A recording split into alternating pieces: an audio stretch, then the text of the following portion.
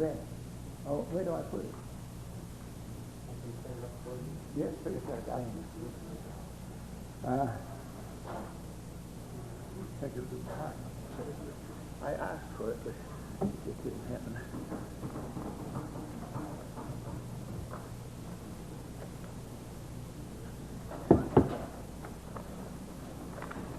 Well, you can put this on for me. You've got to pull off the white side.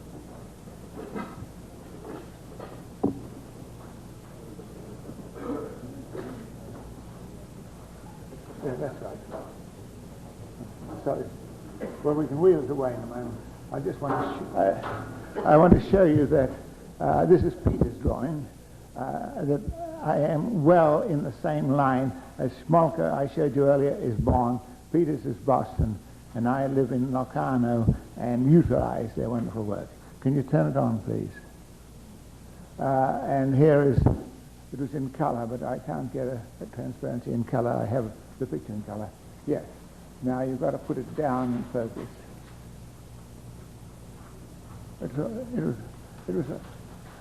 Yes, that's better. So I don't bother the right side. These are the pyramidal cells of lamina. Can you still hear? Lamina 5, lamina 3, and so on. And you see the way, as Peters draws it, their dendrites are coming together to make a bundle, what I call a dendron, on the way to the surface. So this is to show that I am giving exactly in line with what the others have got. Thank you. You can move that away now. I'll require it later. But I want you to realize that this is not something I'm inventing. Here, I drew this before the other one. And there you see the pyramidal cells here with their apical dendrites going up to the surface and coming to make this bundling. I'll want that back later. And so there's that apical dendrites going up to the surface with their... Oh, look, I think while you're there, I could show you the other one and you can carry the memory. I don't want to... It should be later, but I see how much trouble this is. And here's the other one. I want to give you some idea of the synapses. I want to give you some idea of the synapses on these apical dendrites. Here it is, just roughly drawn. Here's an apical dendrite here, going up to the focus now, please. And there you can see the apical dendrite branches quite a lot and fronds at the top. And all the way along, there are these spines there with synapses. So that there are about 2,000, shall we say, synapses on one apical dendrite. And you've just got to carry that memory now that it's not just a thin band going up here with a few things on it. It is really literally covered with synapses, an immense input of excitatory synapses. Well, that's all. Thank you for that.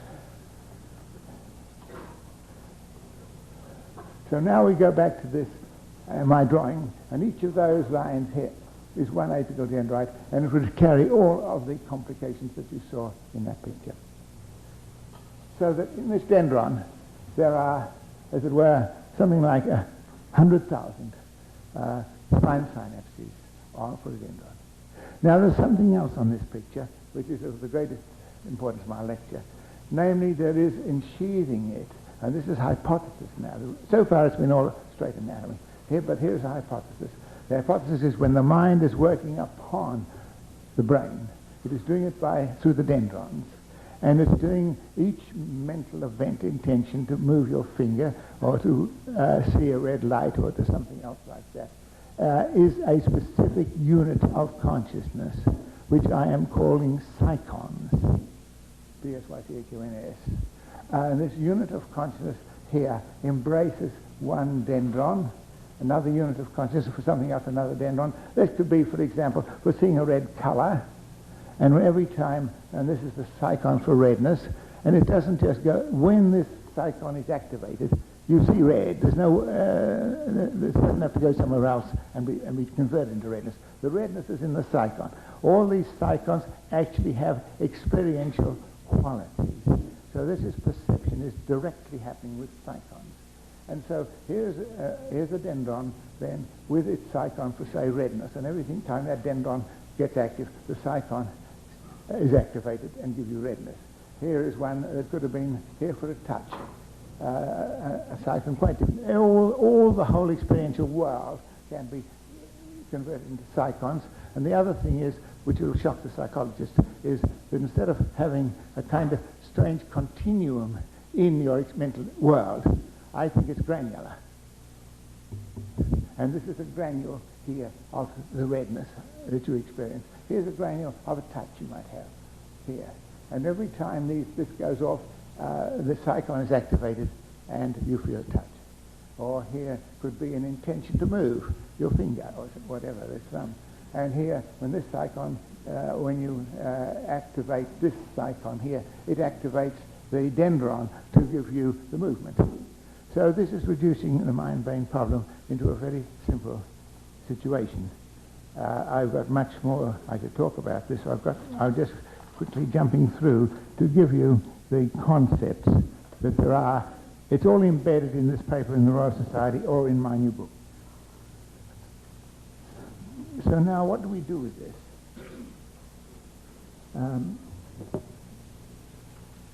We've got now the mind-brain problem, as it were, defined in a unitary manner.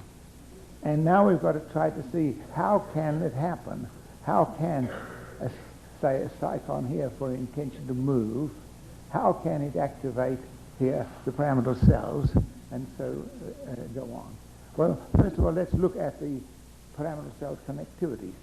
There are perhaps, we know about the sizes, 200 dendrons, and therefore 200 cycons per square millimeter of the cerebral cortex. It's quite a lot. And that adds up to 40 million in the total brain of dendrons and cycons. I'm giving you this as a unit interaction between cycon and dendron, both ways, dendron to cycon, cycon to dendron, is shown here. And so I'm reducing the whole mind-brain problem into fundamental units for operation. We've got to look at how these units work now. But I'll first of all go into the question of how do we go on from here? Well, these dendrons, next slide now, the dendrons are shown here with their cycons embedded on them. And so these are, as it were, 20 dendrons about for one particular cycon. That's the round ring that was a touch. You see it here. More or less, and this is looking at the cerebral cortex from the surface. These are the dendrons seen as just round bodies, 200 per square millimeter. And they're in larger bundles. And these larger bundles, 10 per square millimeter, are what are the transmission units. So when you get a bunch of these here, the dendron will then, by its axons, and it has perhaps 200 axons or 100 axons going out, it will go elsewhere, and a bunch of them here makes the unit of transmission. Next slide. Next slide. And this is the unit of transmission shown by Brendan Milner and diagram by St. Agatha. That could be then a transmission unit now, of which about 10 per square millimeter. So there are 20 dendrons per unit of transmission modulans. And the unit of transmission is so because it does transmit selectively to special areas in the brain, across the corpus callosum. And that has been long recognized as the basic unit of transmission in the cerebral cortex. So we've got the receptive units are the dendrons, and the transmission units you can call the modulons, which are in these modules made up in this way. This is all old-fashioned neurophysiology. Next slide, please. And so we've got it now, we're reducing now the mind-brain problem, as I started with originally. I don't know how much time I've got with all this fitted in. The mind-brain problem here, these are the dendrons here in the cerebral cortex, you see, vertical, 200 per square millimeter. They are connecting through to cycons, and you've got to get used to this idea of the cycon having its own dendron and being granular, and so there can be cycons for touch or pain or taste or whatever you will, related to special areas of the cortex. You have to remember that the cortex is heavily topographically organized in areas. Otherwise, it's not just a smudge. It's very sharply, and everybody in tension work knows that, sharply related in this way. And the same with your intention to move. You intend to move your finger, you don't move anything else. You have a precise action upon your dendrons for that purpose. And the same as all your thinking, feelings, memories, dreams. All of this is in the world of the psychon, and this is the way they get onto the brain through these arrows. And you receive that way too in perception. Now, the next question is, how does that happen? What is going on here? And this is the problem of dualism, namely, are you going to break the conservation laws of physics, or what? How do you get out of this? Well, next slide, please. So here is, we just look at this briefly. Here is the spine synapse.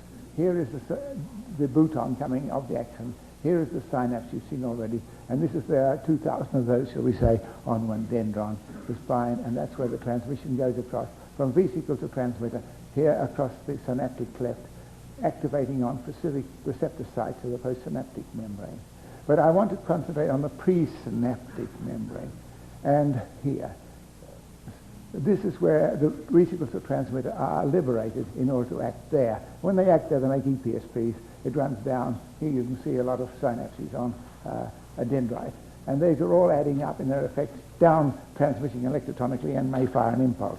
That's their action. So we're dealing with that old-fashioned neuroscientific thing, which is just laid out here. But I now want to give you how more refined have we got to be to get this into the mind-brain problem. Because here we have, as it were, mental neural events here acting on the cell. And can we modify transmission across here? Can the mind come in and modify it? And that's the problem. Next slide. Now I show you here idealized synapse by Conrad Acted. And this is not fanciful. This is derived from a freeze etching technique in electron microscopy to show you that this is a single fiber coming here, making a spine synapse here. Here is the bouton there. The transmission goes across to here, the postsynaptic membrane. And here are the vesicles, transmitter, about 5 to 10,000 of transmitter molecules, which would be glutamate or aspartate for the cerebral cortex.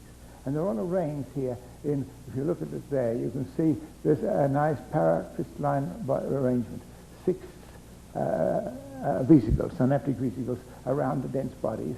And that is giving you, as it were, you can see when they're stripped off, or here, you can see how nice the hexagonal array is. This is all Conrad Ackert's drawing. So there is a highly specific construction there of the presynaptic vesicular grid. Now it's even more complicated because you have, say, 30 to 50 is the number that Ackert gives for the synapses in contact. Here is the presynaptic membrane. This is the vesicles were stuck on these little protuberances here. In relationship to this presynaptic vesicular grid, about the membrane here is about 60 angstroms through. And there you see vesicles related to it. They were stripped off here. This is the normal situation. And they are related very strong to specific sites here. And so they have this orientation. Now, when an impulse comes here, what you find is not that there are 30 to 50 here, but only every now and then does one fire an impulse and produce the here, opens and ejects its contents into here to work the synapse. Other times nothing, time, nothing, and then one goes. So there's something holistic working on this whole structure. It's paracrystalline, and then I think you've got to get into quantum physics in order to try to explain the holistic holding operation, which is not yet been done scientifically, of how it is that impulse is coming here, calcium coming in, and yet not every time, only occasionally one fires. And here's what happens when it fires. There is just an enlargement of a vesicle here, with the transmitter molecules shown there, and the space across here is about less 100 angstroms, that space. And if you have to open it up, you have to just do that. And these are not my drawings, they're the drawings in a good review recently, to show you how then the transmitter molecules get out into the cleft here to work. Now, to open that up, it's very small. This is the mass of 10 to the minus 18 grams is the weight of the particle required to be moved to open up here. And so my point is now that we're now in quantum physics, that here when you're in this very small mass, yeah? Okay, that's good. I thought I had less.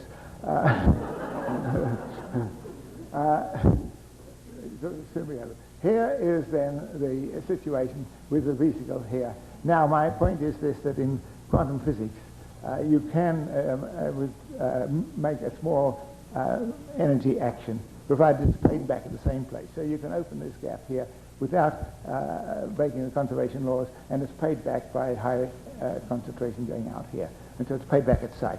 So you can do the whole operation of opening a vesicle if you have the way. And my theory is that the mental events are working upon, that's the psychons, are working upon this structure here to modify or enhance, shall we say, the number of openings in response to impulses.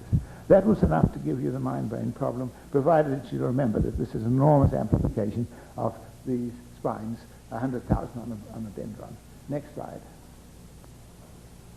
And so we're back here. Here's the action, say, of moving your finger, and 100,000 of the synapses are here. And so that psychon here can act at all of these synapses, right along all the apical dendrites of the dendron. So, next slide. Perhaps we'd have that one back. There's another way to look. How do you perceive? And that is something that is also in the same act, where you perceive when you have action here coming in, say, the visual cells in the primary, secondary, tertiary visual areas. Synapses are active, and then the psychons are working here in order to, again, give you an enhanced performance of the synapses. And when they're successful, that is what goes back in the psychon world. And the psychon world, by the way, is the world of transmission. You have to realize, we'll have the next slide now, whenever you are perceiving anything, it goes through the retina and so into the visual cortex and to all the prescribed areas. But that picture never appears. The picture that's in your retina, it never appears in the brain. It's been an immense lot of effort with David Marr and others to get, it's all converted, the information is there, but never the picture, all the intensities and all the side lines and all the rest of it, complex patterns, but not the picture. Yet here is the picture. I open my eyes and I have the picture. How do I get the picture? The answer is the picture isn't in the brain. It's futile to look in the brain. The picture, you've never, why do we think it's in the brain? The picture's in the mind. We perceive it.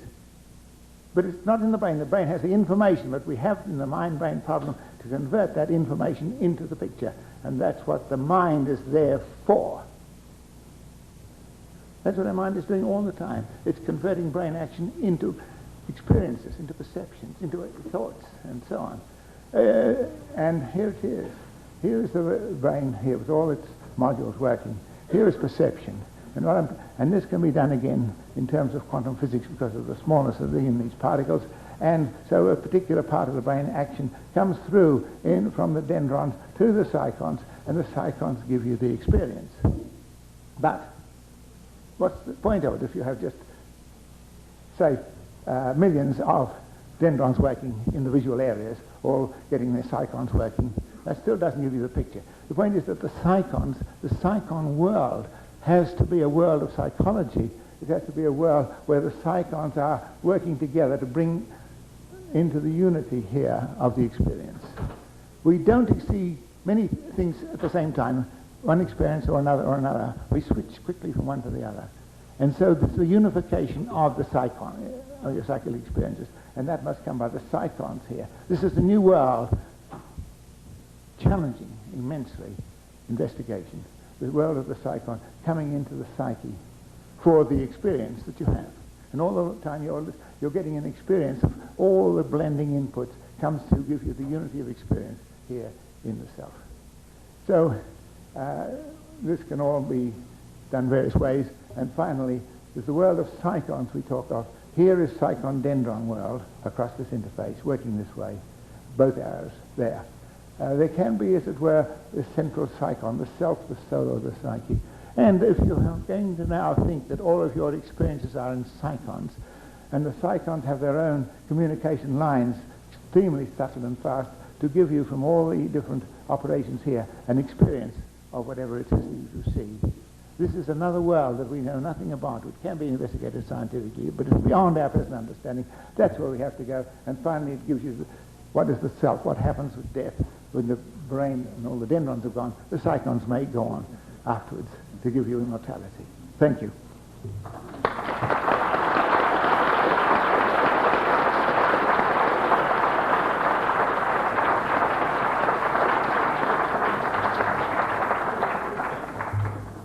Thank you, Sir John. It is a matter of great pleasure for somebody like a poor physicist who is always told that the brain is something that we don't understand, for someone to present it in a fashion that hopefully one could actually make a quantum theory of the brain.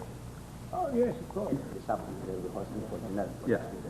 I am also told that they are very generous people, and the Consul General is going to be hosting the speakers to the conference. How many questions do you want to take? Do you want short questions? Well, long can you questions? shuffle them a bit to Yeah. put them into the same category? This is an infinitely complex job. Okay.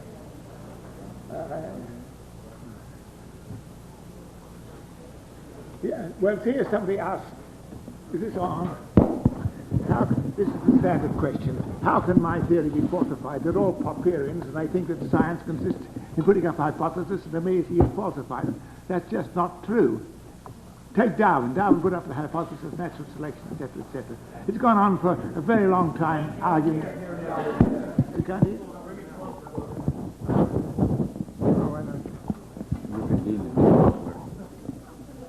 It's all right. I will learn eventually.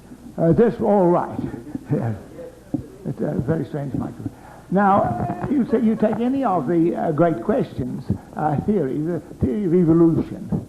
You don't falsify it straight away. How can you? What theories do is they have immense explanatory power. And the theory of evolution of Darwin is successful because of its immense explanatory power. It explains all of the different species in nature and all the history of it and all the rest of it. And it's the same with a theory like mine. I'm not going to say yes, this day, yes or no. There's a simple stuff. I've done it myself. I've been in the game all my life. But some of these more general theories are not to be judged by falsification, but by explanatory power. And we leave the other generations to come to do the falsification.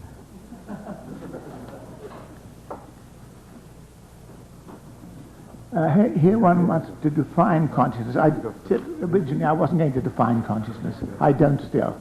I will talk about it and how it works on the brain, but I won't tell you what consciousness is. You know. You don't expect me to tell you. Is there anything beyond consciousness? Yes, unconsciousness.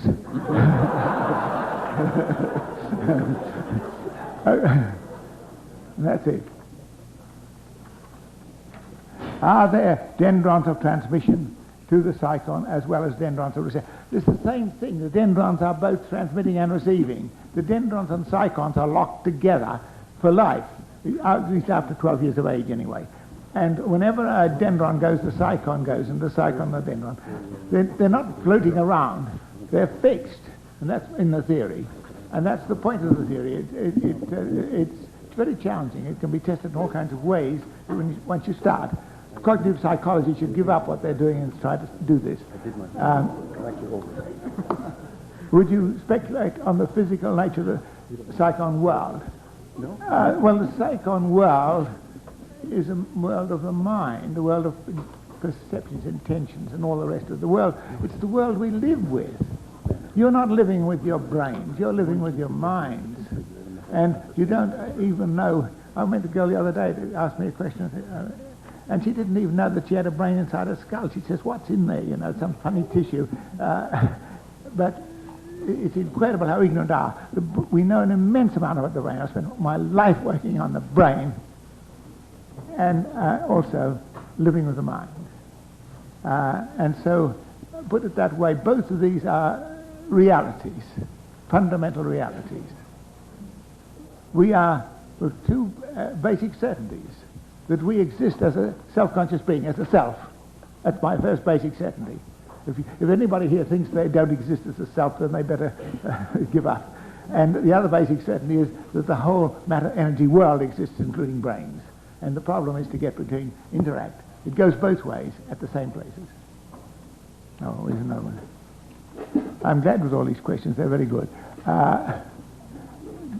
If dendrons are discrete and cyclons are discrete, granular perception of a discrete world, how can you make a perception? Have you ever seen pointillistic art? There they put little spots on, and you look at it and you see the complete picture, although it's granular. And we're doing that all the time. We are making out of all our inputs. You take a moving picture. We make movement out of just a succession of experiences. All the time we're taking experiences and making perceptions or ideas out of them. I think you just have to think of the infinite capacity there is of our brains and our minds to interact. It isn't some simple, the mind is not just some continuum.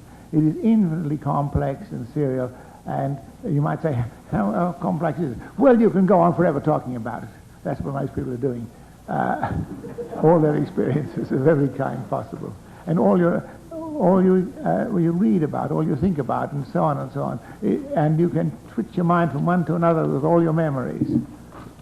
So it's, I would say, just about infinitely variable. And can cyclones work out without their dendrons? Well, that's the point. That's a good question. I think at the central core, maybe you go up from all of the interaction with the dendrons, cyclone dendron, and then I have to think that the cyclones have to get up together, some communication. We know nothing about it except that it happens. This whole world I'm seeing now is a world of unified perception that has come from the cyclones, which have, in fact, been triggered in all my pre-striate areas of my visual cortex. But they do come together and make a picture. And the picture varies from moment to moment. So, and I think that in doing that, the cyclones are moving away from the dendrons into other cyclones to give you this unified experience. But this is the world that has to be examined in this theory by the psychologists. It was only at the beginning, you understand. This paper that's coming out from the Royal Society is one of the first publications on this theme. And so we're just starting something up. And you are in at the beginning. I'm very humble about it all. I don't claim it's the ultimate truth at all, but I think it's a way into the future. And we've been too long held up into going into the future because we've had this absurd complex against dualism, thinking that everything is monistic, everything is in the brain, and that explains nothing. Here's something about death and immortality. Yes. Well, I'm not saying it happens that way, no, I hope it does, but that there is some way in which after death, and the brain is all gone and everything, there's something remains of your identity. This is again, the Christian view, that there is something going on, the soul, and I do believe in the soul as an infinitely, as a divine creation. It's all in this book of mine at the end. And that this can have then an afterlife, after death existence in a way which we cannot understand at all. It's just we have to have hope that there will be more meaning coming from this life that we've lived when the life is over. Yes. What are cyclones made of? The point is that this author still thinks that they're material. They're not. The cyclones, you can do what you like. The cyclones are just experiences, non-material mental events. And they are, and I can't draw them on the board, you see, because of that very reason. Because what they do, though, is terribly important. They're very objective because they do give us all of our experiences. And don't tell me that you don't know about that. If you damage yourself, you will activate a lot of pain cyclones and complain a lot. You see, they're to give us experiences, and in a way, they're experiential. They're the experiences themselves. The experiences themselves are granular, made up of all of these cyclones. But this is not the material world. We're out of the material world into the mental world.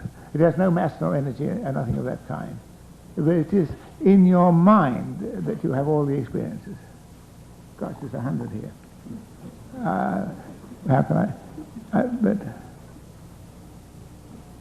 how you want to know two-way process of mind-brain, cyclone, dendron. Well, I flubbed that out a bit. It's in the book, in the particles paper that's coming out in Proceedings of the Royal Society in June. Proceedings of the Royal Society B of London. I have got the paper here. By the way, there is some of this in the document for this meeting, an earlier version. Oh, this is something now, I should say this. He wants to know why isn't it identity theory? It is very close to the identity theory. Identity theory says mind, brain events and mental events are identical in some strange manner. This is the theory that is believed by most people. There's no evidence about the identity that you can get, but in a way it's the cyclone and dendrons are so closely locked. They may be like an advanced identity theory, but the difference is ontological. The identity theory thinks the mind is simply a result of happenings in the brain. I think the mind exists independently of the brain. There are two entities, dualism, namely the mental world and the matter-energy world, including brain world. And they interact. So it's different from the identity theory, very strongly.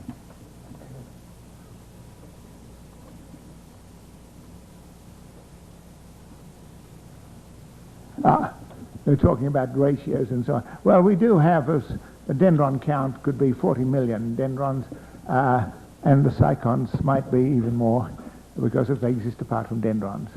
That's quite a lot, you know, for your granular performance of your mental world. 40 million granules to come together.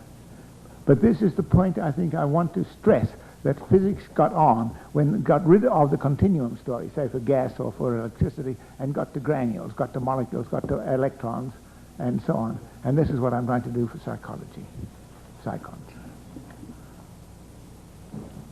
Now I haven't abandoned World 3, of course. That's beyond, World 3 is the world of civilization, the world of ideas. The very theory I was giving you is the World 3 theory. Everything if you construct and do, the whole of language, the whole of literature, all, every culture, science, and as I'd shock people, even pornography is World 3. Animals don't have it, we create it. Everything, World 3, the world of culture and civilization, is entirely human, but that's another lecture.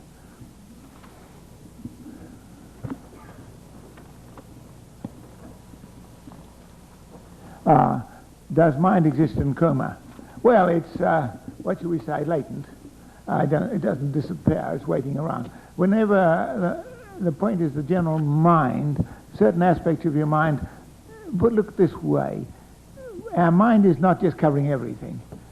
You're attending to something. Your mind is concentrating on just something you hear, and you're trying to hear. You forget all about the visual world around you, or the touch, or how your clothes are composing on your body, etc.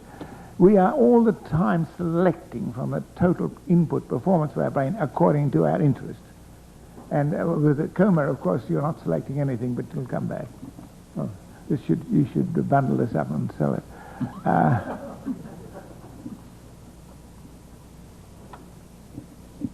Oh, well, this is about the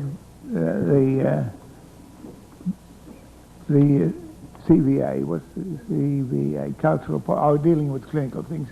Well, you can do all this with, I know all about clinical medicine too. I'm a doctor and been involved in medicine and disease, and I'm associated consultant on these things. Everything that you can do, it all relates to Alzheimer's disease, etc. I do work on that. These are disorders of the mind-brain problem.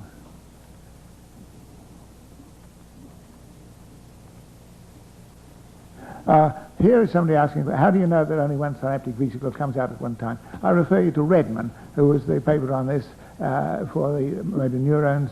Per Anderson, Korn and Faber do it with aplesia, not aplesia, with the mouth nacelle, the synapses there, the one at a time, the impulse coming in, one at a time, vesicle coming out. But not for neuromuscular junction. Then there's 100 or more. But for the synapses in the central nervous system, then it is only one every now and then. And this is all subtle and very sharp scientific investigation.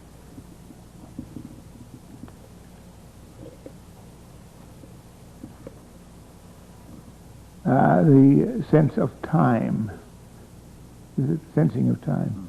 The inner sensing. An inner sense or an outer sense?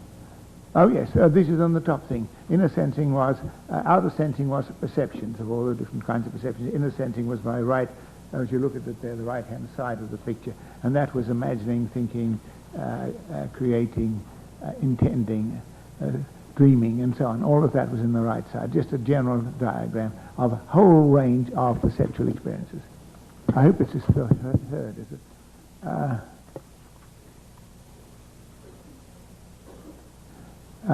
Yes, imaging, how the picture's in the mind. You can imagine, of course, you can imagine anything you like. You're in the world of mind, and you have to imagine, in fact. I have to imagine something. If I'm going to use my thumb, I've got to imagine the whole of possible movements in order to select this movement. I use this one because there's only one muscle, the flexor digitorum flexor hallucis longus, is involved in that movement. It's the only movement we have in the body with only one muscle, and you can do it very nicely. It plays good tricks.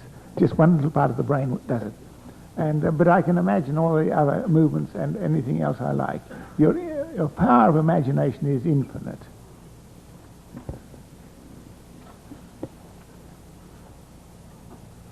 The new book is published by Routledge. That's something that's very simple for me to ask. Published in New York, first in London, but now in New York. It's coming out in 6 languages, and the New York address is Routledge, 29 West 35th Street, New York, 10001. Thank you.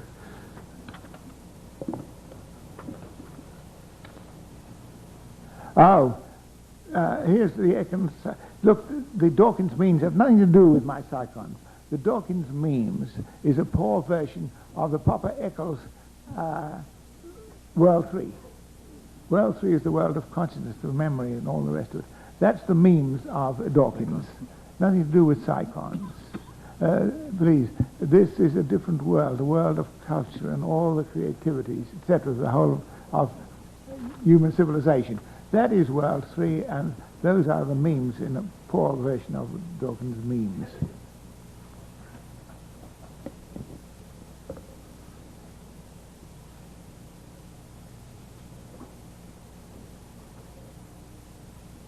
Oh, yes. He's asking, this will be a bit too complicated, asking about conservation of energy in my model and the interaction with the selection of the vesicles for, in the presynaptic vesicular grid. Well, it's all written up. You have to, I can't explain it all again. The presynaptic vesicular grid is all of these poised vesicles ready to fire, and every now and then impulses are coming, calcium is coming in, and every now and then one of them goes. And you can, my theory is that you can modify that by mental intentions.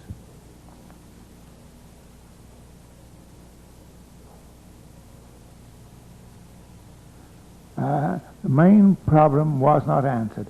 How a non-physical world, mind, interacts with a physical world, brain. But I thought I did do that very quickly at the end. I was altering then, we mentioned the presynaptic vesicular grid had all of these vesicles arranged, and they were firing when impulses came, and you could modify that firing by taking thought the psychon could work upon the dendron and so modify the firing. It's all spelled out in the paper and in this book here.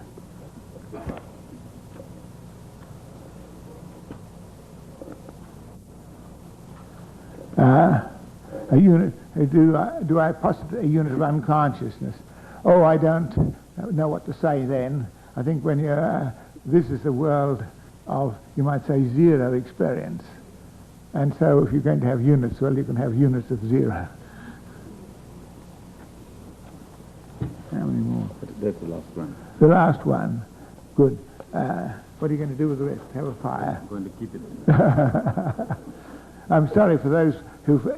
It's very overwhelming kind of performance you're giving me, and I am overwhelmed, by the way.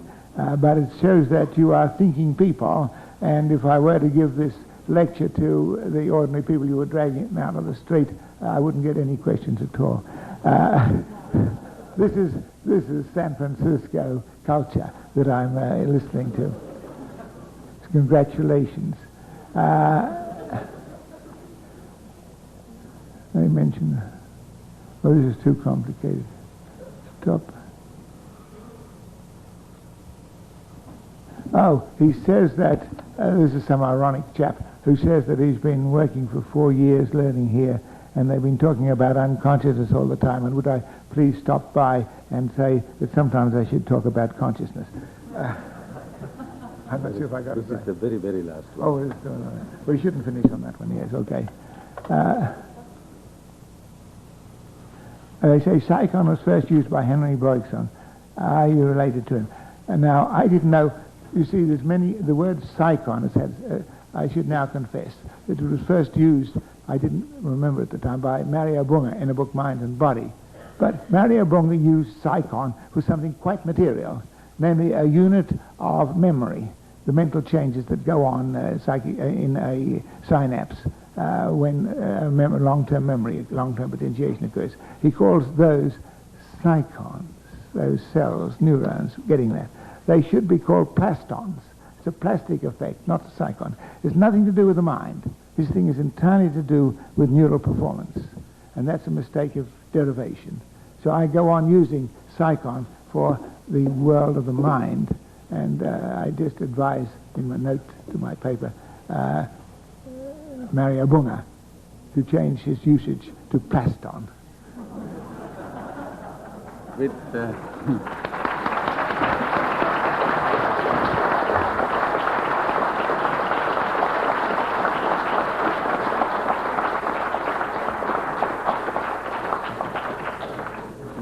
great reluctance, we would now have to terminate this discussion. I apologize to all these people who have asked questions, except for one or two tongue-in-cheek questions. They were all very important ones, but many of them would have required more time than was available at this time. It is a signal recognition of the importance of the issue, not only because San Franciscans are enlightened, that there were so many questions. And I'm sorry that we don't have time to